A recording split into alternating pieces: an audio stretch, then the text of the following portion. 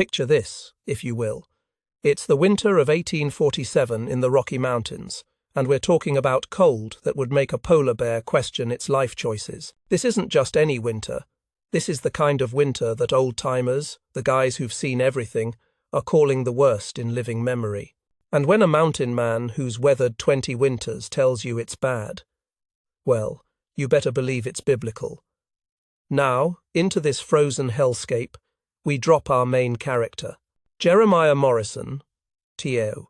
Though everybody calls him Creek Walker, and there's a story behind that nickname we'll get to, is 42 years old, which in 1847 mountain man years is basically ancient. This guy's got steel-grey eyes that have seen things most people wouldn't believe, and hands. Imagine taking a piece of leather and putting it through 20 years of Rocky Mountain punishment. That's Creek Walker's hands. Every scar tells a story, every callus earned through survival. He's watching over a community of 37 souls, 37 human beings trapped in a snow-locked valley that might as well be on the moon for all the help they can expect from the outside world. And here's where it gets interesting. These folks are starving. Not the kind of hungry you get when you skip lunch, but the real deal. The kind of starvation that makes children go quiet because they don't have the energy to play anymore. The streams, and this is crucial, the streams that have always provided abundant trout are now mysteriously barren. Picture Creek Walker standing at the edge of what should be a thriving waterway, dropping line after line into water that should be teeming with fish and coming up empty. Every single time. It's like the fish have just vanished. The icy surfaces of these streams aren't just frozen, they're mocking. They're taunting every desperate attempt at survival. Now Creek Walker's got a friend, and in the mountains, a true friend is worth more than gold. Solomon Hayes, a free black trapper, which tells you something about the kind of man Creek Walker is. Because in 1847, that friendship means something. It means you judge a man by his character, not his color, and Solomon has already buried his youngest daughter. Think about that for a moment. Think about what that does to a man, what that does to a community watching it happen. The remaining children, and this will break your heart, they're growing quieter each day. Their mothers are portioning out the last dried beans like they're dividing diamonds. Each bean counted, each meal measured not in satisfaction, but in how many more days it might buy them. But here's where the story takes a turn that'll make your blood boil. See, these fish didn't just disappear into thin air. No, there's something much more sinister at work here. 6 months earlier, the territorial government passed new fishing regulations. And who do you think was behind these regulations? A wealthy Denver merchant named Theodore Blackwood and his Commercial Fisheries Association. Now, listen to this carefully, because this is where government corruption meets human suffering in the most brutal way possible. These new laws have outlawed all traditional fishing methods as, and I quote, destructive to fish populations. Only approved commercial operations using expensive licensed equipment may harvest fish. And then, here's the kicker. They sell that fish to settlements at inflated prices. Creek Walker Morrison is no fool. This man has survived 20 years in some of the most unforgiving terrain on earth, by being smart, by being observant, by understanding how things really work. And he realizes something with tactical clarity that would make a military strategist proud. The fish haven't vanished.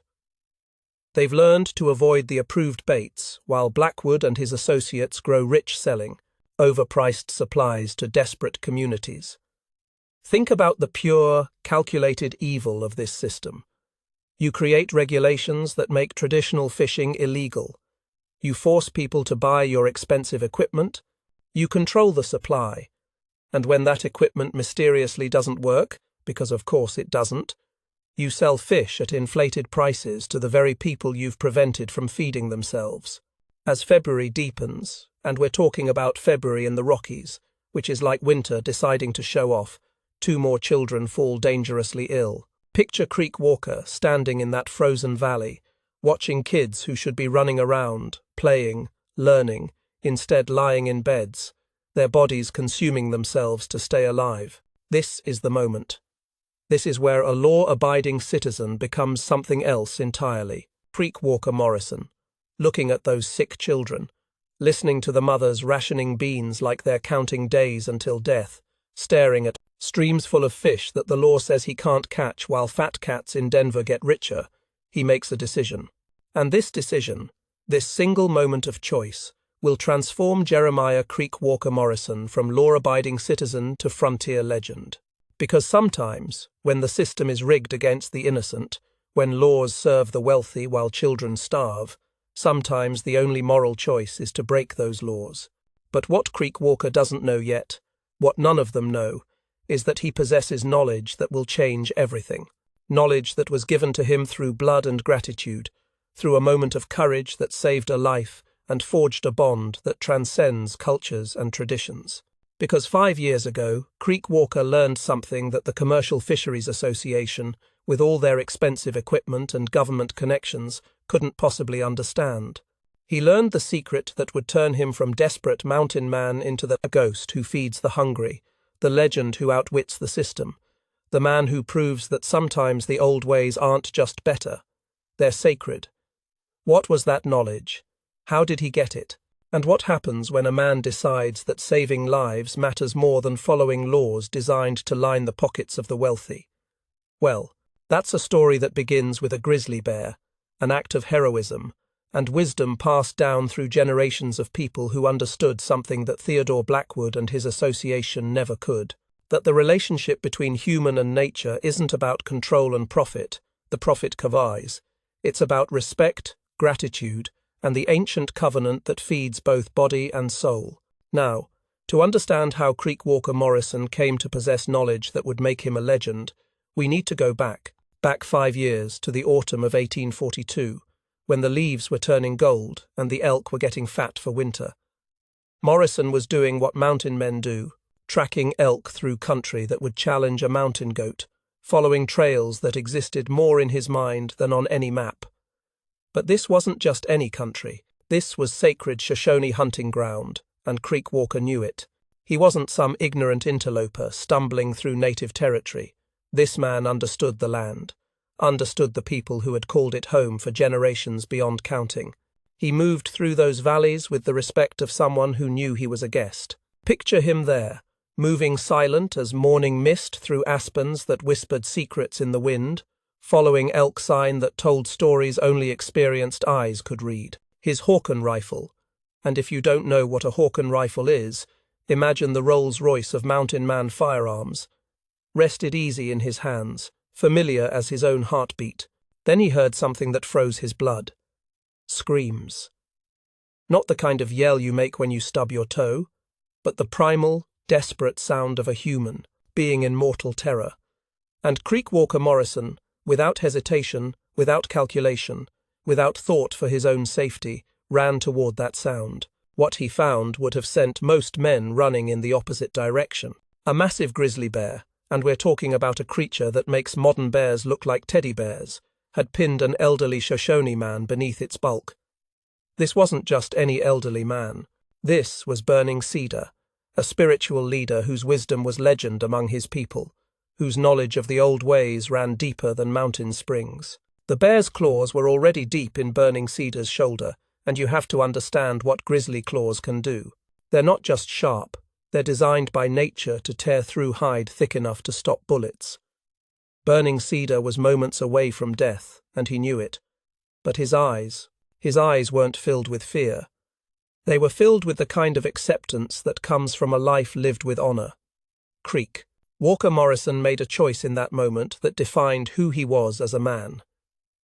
He charged, not crept, not aimed carefully from a safe distance, but charged straight at 1,500 pounds of muscle and fury, armed with claws that could decapitate a man with one swipe. His Hawken rifle spoke once, just once, placing a shot that had to be perfect because there wouldn't be a second chance.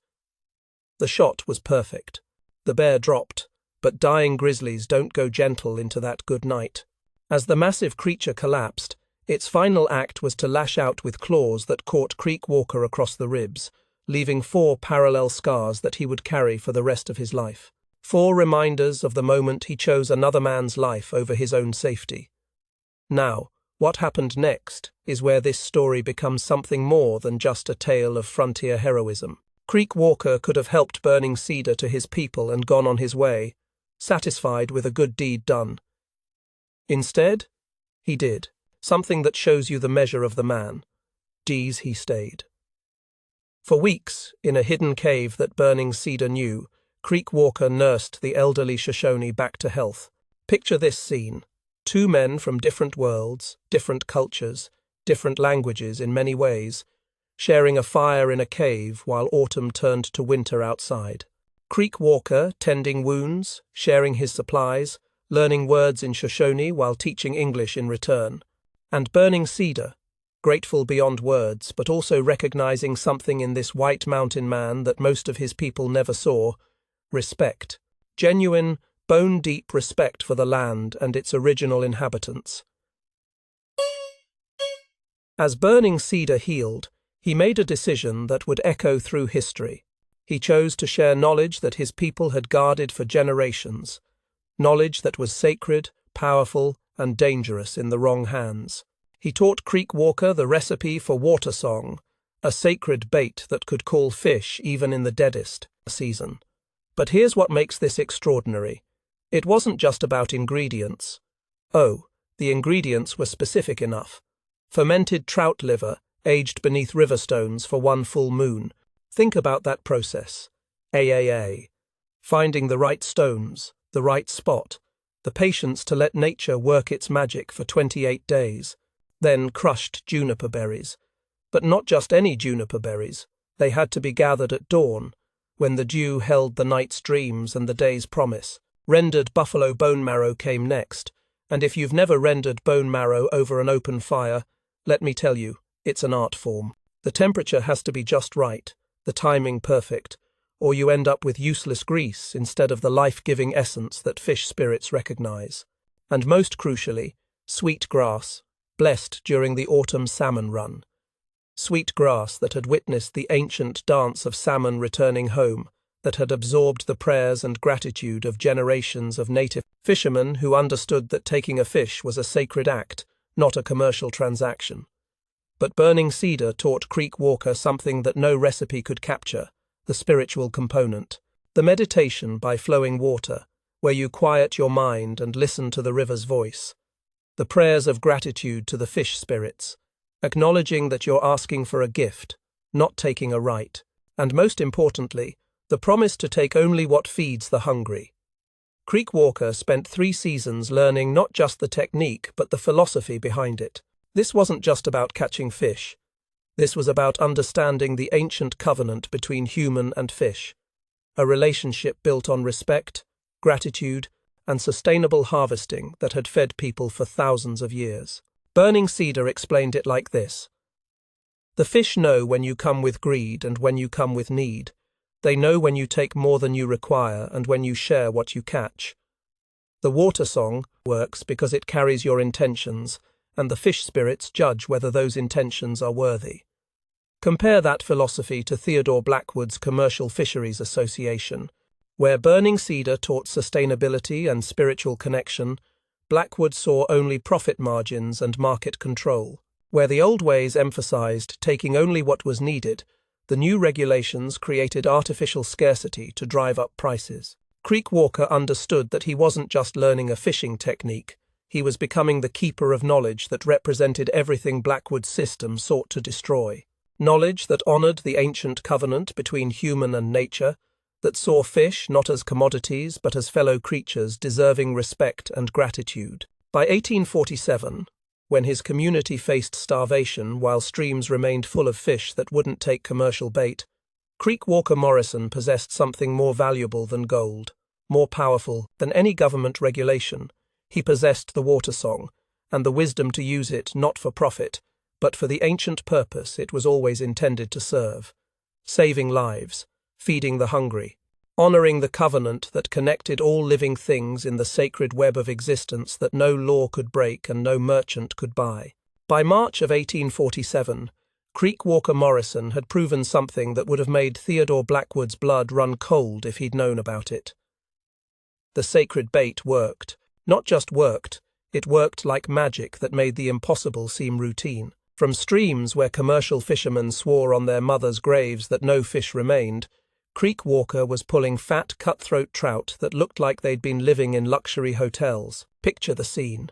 Creek Walker standing knee-deep in icy water that should have been barren, his line disappearing into depths that government-approved equipment couldn't penetrate. The water song mixture, prepared with the reverence burning cedar had taught him, spread through the current like an invitation written in a language older than human civilization. And the fish responded like they'd been waiting their whole lives for someone who understood the proper way to ask. But here's where Creek Walker Morrison revealed the depth of his character. He could have kept this knowledge to himself, could have quietly fed his own community, and stayed invisible to the authorities. Instead, he made a choice that transformed individual survival into collective resistance. He decided to share the knowledge, to spread the hope, to challenge the system that was starving his neighbors while making rich men richer. Word began to spread through what became known as the Whisper Trail, X5. And if you want to understand how information moved through isolated mountain communities in 1847, forget everything you know about modern communication. This was a network built on trust, desperation, and the kind of bonds that form when people face extinction together. Trappers' wives carried recipes hidden in their sewing baskets. Native allies moved like ghosts between settlements, sharing knowledge that could mean the difference between life and death. Mexican traders, riding circuits that connected scattered communities, carried more than goods. They carried hope wrapped in whispered instructions. Solomon Hayes, Creek Walker's closest friend, organized the distribution with military precision that would have impressed generals. This man had survived as a free black trapper in territory where the wrong word to the wrong person could mean a noose, so he understood operational security in ways that kept everyone alive. He created supply lines, established communication protocols, and coordinated activities across hundreds of square miles of mountain wilderness. But it was Solomon's wife Rebecca who truly understood what they were building. Rebecca Hayes had been a conductor on the Underground Railroad before heading west, and she recognized revolution when she saw it. She created a system of safe houses where the sacred bait could be prepared in secret. She developed warning signals that could alert entire networks when government wardens approached. She turned scattered acts of survival into organized resistance. Think about what these women were doing. Maria Santos, whose husband had died trying to fish with approved methods that produced nothing but frustration and starvation, led a group of women who gathered in hidden caves to prepare the water song mixture. Their children who should have been playing, learning, growing, instead stood watch for approaching government wardens, their young eyes scanning horizons for signs of trouble. These weren't criminals. These weren't anarchists seeking to overthrow civilization. These were mothers watching their children starve while streams full of fish flowed past their cabins. Illegal, to catch without expensive licenses that most couldn't afford and equipment that mysteriously didn't work. They were fathers who'd tried to follow the law and watched their families suffer for their compliance. The resistance reached its climax during what became known as Creek Walker's legendary 3-day standoff at Frozen Creek.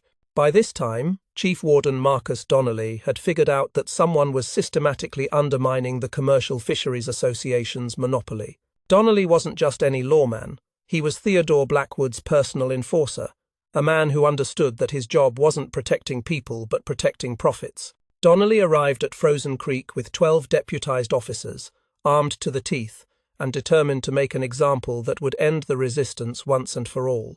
They expected to find a small-time poacher, maybe arrest a few desperate families, and restore order through intimidation. Instead, they found themselves chasing a ghost who seemed to know every rock, every tree, every hidden trail in country that stretched beyond the horizon. Creek Walker Morrison, using intimate knowledge of terrain he'd traveled for 20 years, led them through box canyons where echoes made 12 men sound like an army. He guided them across avalanche zones where one wrong step could bury them under tons of snow. He doubled back through passages they'd never imagined existed, always staying one step ahead while somehow managing to leave fresh fish at Pine Ridge's doorsteps like a frontier Santa Claus. For 3 days and nights, Donnelly's posse stumbled through wilderness that fought them at every turn. Their horses went lame on terrain that seemed designed to break ankles. Their supplies ran low in country, where finding water meant knowing secrets that took years to learn. And all the while, Creek Walker fed the entire settlement of Pine Ridge, turning their pursuit into a public demonstration of everything the old ways could accomplish, that the new regulations couldn't. On the 3rd night, as Donnelly finally closed in on what he thought would be his moment of triumph, something happened that changed everything. The entire population of Pine Ridge, men, women, children, even the bedridden elderly who had to be carried, formed a human wall between Creek, Walker, Morrison, and arrest.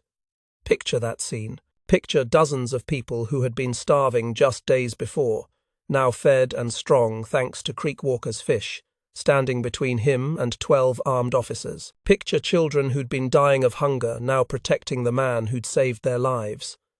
Picture elderly people who could barely walk, somehow finding the strength to stand and bear witness. Marcus Donnelly, staring at that wall of humanity, faced a choice that would define not just his career but his soul. He could order his men to fire on American citizens, protecting someone who'd fed their children. He could become the man who shot starving families to protect a merchant's profit margins. Or he could admit that sometimes the law serves the wrong masters, that sometimes breaking bad laws is the most patriotic thing a person can do. Donnelly chose to withdraw his men, but as he mounted his horse, he made a promise that carried through the mountain air like a death sentence. Morrison will hang before spring ends. The resistance had won a battle, but the war was far from over. Creek Walker Morrison had become more than a man. He'd become a symbol of everything people could accomplish when they chose conscience over compliance, when they decided that feeding the hungry mattered more than following laws designed to serve the wealthy. But symbols, as Creek Walker was about to learn, make the most tempting targets, and Theodore Blackwood had resources that went far beyond Marcus Donnelly and his deputies. The Commercial Fisheries Association was about to bring the full weight of territorial law down on one mountain man who dared to prove that the old ways weren't just better, they were sacred. The question wasn't whether they could catch Creek Walker Morrison. The question was whether they could break the spirit of resistance he'd awakened in communities throughout the Rockies.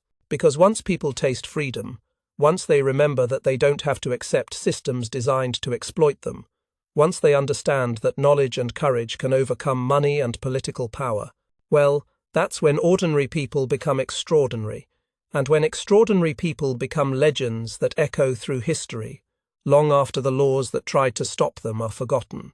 April of 1847 brought something to Denver that the territorial capital had never seen before. A trial that would determine not just the fate of one mountain man, but the soul of the frontier itself. Creek Walker Morrison's trial became the most attended legal proceeding in territorial history, with over 2,000 people camping outside the courthouse like it was a religious revival meeting. And in many ways, that's exactly what it was. Theodore Blackwood had spared no expense building what he considered an airtight case.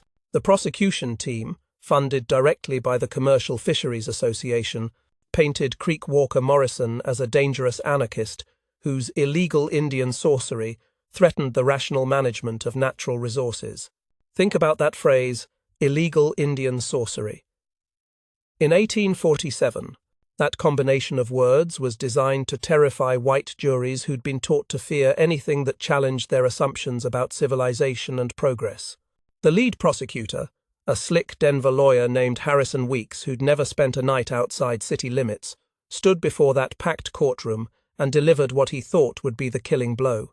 "Gentlemen of the jury," he declared, his voice dripping with the kind of condescension that makes honest people's skin crawl. "We face a choice between law and chaos, between scientific progress and primitive superstition, between the rational development of our natural resources and the destructive practices of savages." But the defense had something Weeks didn't expect: truth, and a young lawyer with the courage to speak it. Thomas Fitzgerald was fresh out of law school, idealistic in the way that only young men who still believe in justice can be. He could have taken easy cases, could have built a comfortable practice representing Denver's merchants and politicians. Instead, he chose to defend a mountain man whose only crime was feeding starving children. Fitzgerald's strategy was brilliant in its simplicity. He let the victims speak. One by one, he called witnesses that told the real story of what had happened in those frozen valleys. Mothers whose children had survived because of Creek Walker's fish took the stand with a dignity that made the courthouse feel like a cathedral. Native elders testified to the ancient sustainability of traditional methods, their words carrying the weight of thousands of years of successful conservation. But the most powerful testimony came from an unexpected source, ISA, reformed commercial fishermen who admitted, under oath, that the streams remained full of fish that simply wouldn't take approved bait. These men, who'd tried to make honest livings using Theodore Blackwood's expensive equipment, stood up in court and confessed that the whole system was a fraud designed to create artificial scarcity. Picture the impact of that testimony. Men who'd invested their life savings in commercial fishing licenses, who'd followed every regulation to the letter, who'd watched their families struggle while Blackwood got richer, finally finding the courage to speak truth to power. Their voices shook as they described streams teeming with fish that ignored government-approved bait like it was poison. The turning point came when Thomas Fitzgerald made a decision that shocked everyone in that courtroom. Against the judge's strong objections, against every convention of legal practice, against the protests of a prosecution team that understood exactly what was about to happen, he called a 7-year-old girl to testify. Mary Hayes, Solomon's surviving daughter, walked to that witness stand with the kind of dignity that only children who've faced real hardship possess. She wore her best dress, probably the only dress her family owned, and her small voice carried clearly through a courtroom that had fallen absolutely silent. "The man with the scared hands," she began, referring to Creek Walker's bear claw scars. "He brought fish when my sister was dying. Mama cried when she cooked them because we hadn't had real food in so long. But my sister died anyway, before she could finish this." And Mary Hayes held up a wooden doll, carved with the shaky hands of a dying child, painted with colors that spoke of hope even in the face of starvation. The doll wasn't perfect. How could it be? Made by fingers weakened by hunger. But it was beautiful in the way that only love can make something beautiful. "She made this for me," Mary continued, her voice never wavering, "and she said the fish man let her live long enough to finish it. She said the fish knew we were hungry, and they came because someone asked them the right way." The courtroom erupted. 2,000 people who'd been holding their breath suddenly couldn't contain their emotions. Grown men wept openly. Women sobbed for children they'd never met but understood with their hearts. Even the bailiffs, tough frontier lawmen who'd seen everything, stood with tears streaming down their faces. The prosecution tried to object, tried to claim that a child's testimony was irrelevant to questions of law and regulation. But how do you object to truth? How do you argue against a 7-year-old girl holding a wooden doll and explaining that your system would rather see children die than admit traditional knowledge might work better than expensive government-approved equipment? The jury deliberated for exactly 40 minutes. 40 minutes to decide a case that had taken 3 days to present, a case that carried enough evidence to fill volumes. They came back with a verdict that rang through that courthouse like a church bell announcing resurrection. Not guilty on all charges. The celebration that followed triggered immediate change throughout the territory. Within 6 months, the territorial government was forced to recognize traditional fishing rights and limit commercial monopolies. The Commercial Fisheries Association, exposed as the fraud it had always been, collapsed like a house of cards in a windstorm. Theodore Blackwood himself fled to California after his warehouses mysteriously burned down one night, though no one could ever prove the fire's origin. Some said they saw shadows moving through the smoke, figures that disappeared, and when you looked directly at them. Others claimed they heard laughter echoing through the flames, the kind of laughter that suggested justice sometimes comes with its own torch. But Creek Walker Morrison himself? He vanished into the mountains that summer, like morning mist touched by sunlight. He left behind only a note pinned to the courthouse door. "The fish know their friends." For decades afterward, sightings continued throughout the Rockies.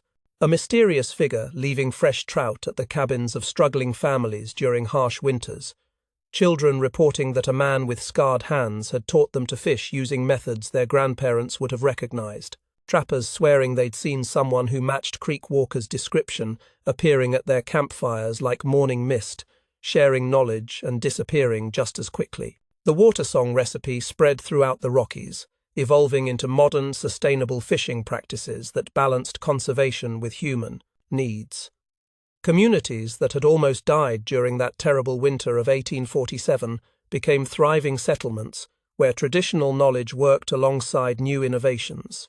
Every spring, on the anniversary of the trial, fishing communities throughout the West hold the Morrison Festival. Elders teach young people not just how to fish, but how to listen to the water's wisdom.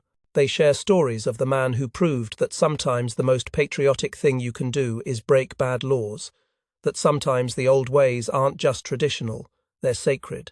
And some say, though of course this might just be mountain folklore, that on cold winter nights, if you know where to look in the high valleys, you can still see Creek Walker's campfire flickering against the stars. They say he's still there, keeper of knowledge that no law can make illegal, guardian of wisdom that connects all living things in the sacred web of existence. Because some truths are bigger than governments, some knowledge more powerful than regulations, and some people become legends not because they sought fame, but because they chose to feed the hungry when the law said, let them starve. The fish, as Creek Walker Morrison discovered, really do know their friends. And friendship, as it turns out, is stronger than any law men can write, more enduring than any system they can build, and more powerful than any profit they can imagine. In the end, that's what the legend of Creek Walker Morrison teaches us. ESA, that when laws serve the wealthy while children starve, when systems benefit the few at the expense of the many, when regulations protect profits instead of people, then breaking those laws isn't just acceptable. It's necessary. It's moral. It's the most human thing you can do. And sometimes, if you're very lucky, it makes you immortal.